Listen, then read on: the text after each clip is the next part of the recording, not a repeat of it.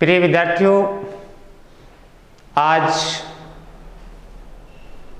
हम पढ़ेंगे हमारी अनिवार्य हिंदी की पाठ्य पुस्तक के पाठ्यक्रम के काव्य खंड की कविता नंबर 5, जिसका शीर्षक है सहर्ष स्वीकारा है और लिखने वाले कवि का नाम है गजानन माधव मुक्ति बौद्ध। लेकिन इस कविता का जो चौथा भाग है या चौथा काव्यांश है, इसको पढ़ने से पूर्व मैं आप सभी को जो इस अपनी भाषा YouTube चैनल को देखते हैं और सुनते हैं, मैं गोपीराम व्याख्याता हिंदी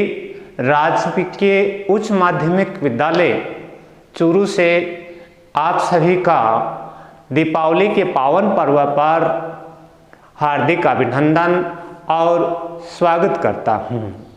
और साथ ही मैं धन की देवी लक्ष्मी से और भगवान से प्रार्थना करूंगा कि आप सभी का जीवन सुख, शांति, समृद्धि एवं संपन्नता से पूर्ण हो। हम सभी 12 महीने में बहुत सारे त्यौहार मनाते हैं, क्योंकि ये हमारे भारत की एक पहचान है। पर्व उत्सव के कारण हम एक दूसरे से भाईचारे को भी बढ़ाते हैं और एक दूसरे के प्रति सौहार्दपूर्ण व्यवहार है वो भी एक दूसरे से जोड़ने की कोशिश करते हैं। तो आज का जो त्यौहार है हम सभी के लिए एक प्रेरणा का स्रोत है, क्योंकि इस त्योहार को एक प्रकाश का पर्व माना गया है और इसीलिए मैं भी यही चाहता हूँ कि जो भी मेरा जो चैनल है अपनी भाषा YouTube चैनल देखता है, उनके जीवन में भी हमेशा प्रकाश का पुंज है वो फैलता रहे और निरंतर आप सभी को एक ऐसा जीवन मिले जो स्वस्थ हो, आरोग्यपूर्ण हो और हमेशा प्रगति के पथ पर आपको आगे ले जाए।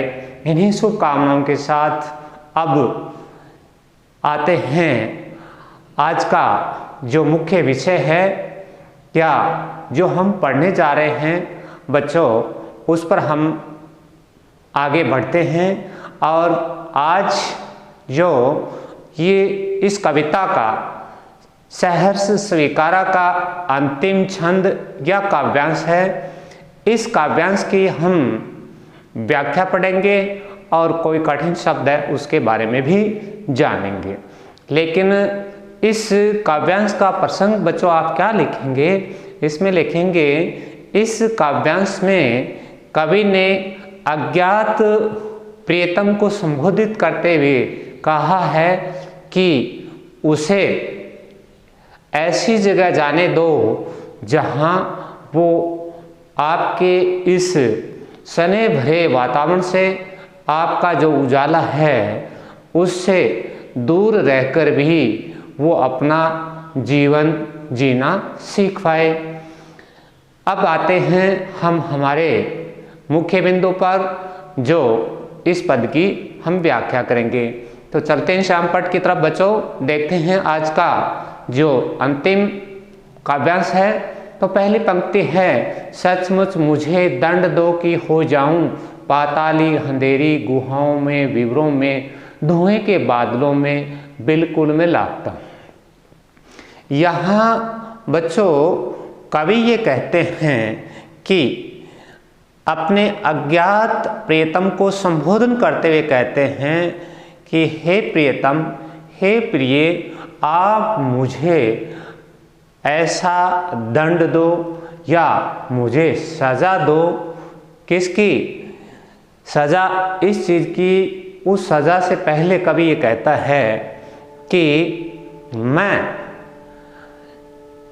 आपके उजाले में जो मुझे चारों ओर से घेर रखा है, उस उजाले को छोड़कर और मैं पाताली अंधेरे, अंधकार या अंधेरे से युक्त गुफाओं में, वीवर कहते हैं बिलों को या दरारों, अंधेरी गुफाओं में अंधेरे से युक्त बिलों में, और वीवरों का अर्थ दरार भी होता है, उन दरारों में तथा धुएं से पूर्ण बादलों में मैं लापता हो जाऊं, मैं गायब हो जाऊं, मैं छिप जाऊं। क्यों हो जाऊं? इसके लिए भी कवि कहता है, क्योंकि कवि है वो अपने प्रियतम के सानिध्य से, निकटता से, स्नेह के कारण हमेशा उसके उजाले से अपने आप को ढका हुआ मानता है। लेकिन उसे इस बात का पता है पूरा जीवन इस प्रकार नहीं निकल सकता, मुझे भी अपने आप को तैयार करना चाहिए। अतः वो उस उजाले से, प्रियतम के उजाले से निकलकर और अंधेरी पाताल, अंधेर से युक्त जो गुफाएं, उनमें जाना चाहता है, उन दरारों में चाहता है, धुएं से युक्त बादलों में जाना चाहता है, और वहाँ जाकर कभी चाहता है कि वो पूर्ण रूप से लापता हो जाए, पूर्ण रूप से गायब हो जाए या छिप जाए। लापता की वहाँ भी तो तुम्हारा ही सहारा है, लेकिन उसके बाद भी कवि ये कहना चाहता है कि मैं भले ही उस अंधेरे में अपने आप को गायब कर लूँ या छिप जाऊँ, मुझे ये पूर्ण विश्वास है वहाँ भी लापता होने के बाद भी और प्रियतम का जो सहारा है वो मुझे हमेशा मिलता रहेगा। इसके साथ कवि ये भी कहता है कि इस अकेलेपन का दंड जो अंधेरे में मैं रहूँगा वो प्रियतम के और स्नेह है, प्रियतम के सहारे के कारण, और मैं सरलतापूर्ण सहन कर सकूँगा। इसके बाद कहता है इसलिए कि वहाँ भी तो तुम्हारा ही सहारा है, क्योंकि कोई बात कहती है उस अकेलेपन में भी, उस अंधेरे में भी हे प्रियतम तुम्हारा साथ मिलेगा, और तुम्हारे साथ और सहारे से मैं आराम से उस जीवन को भी सरलता से सहन कर लूँगा या बिता आऊँगा। उसके बाद इसके बाद कवि कहता है या मेरा जो होता सा लगता है और होता सा संभव है। कवि कहता है कि मेरे पास अब तक जो कुछ भी है या जो कुछ मुझे अपना सा लगता है, मेरा अर्थ यहाँ करना है, जो कुछ अब तक मेरे पास है, जो कुछ मुझे अपना सा होता लगता है, या जो भविष्य में मेरा होने की संभावना है, ये सब कुछ प्रियतम के कारण ही है।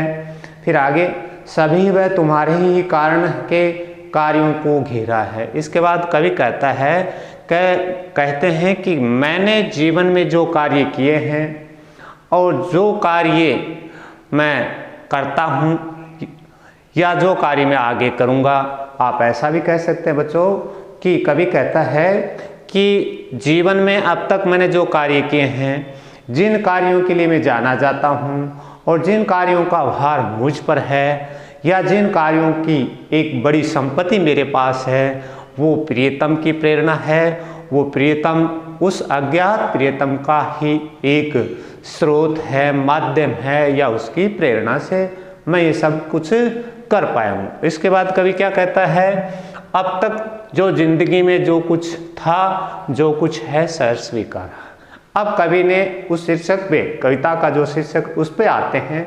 उससे पहले कहा है कि उसे जिंदगी में जो कुछ अब तक उसके पास था और जो कुछ है उसको प्रसन्नता के साथ स्वीकार किया है। कहने का मतलब जो कुछ उन्हें मिला है, जो कुछ उसके पास है, वो भी एक प्रियतम का ही साथ के कारण है। लेकिन उसके साथ भी कवि ये भी कहते हैं कि मैंने कभी इसको ठुकराया नहीं, कभी कमियां नहीं निकाली। जो कुछ है, जो कुछ था, उस सब को खुशी खुशी मैंने स्वीकार किया है। इसके बाद इसलिए जो कुछ भी मेरा है वह तुम्हें प्यारा है। कवि कहते हैं कि उसके जीवन में जो उपलब्धियां हैं, चाहे वो अच्छी हो चाहे वो बुरी हो, उन सभी को मैंने, वो सारी की सारी उपलब्धियां चाहे अच्छी हो या बुरी हो, उस सब का स्वीकार करने का कारण है क्योंकि वो प्रियतम को भी प्यारी लगती हैं।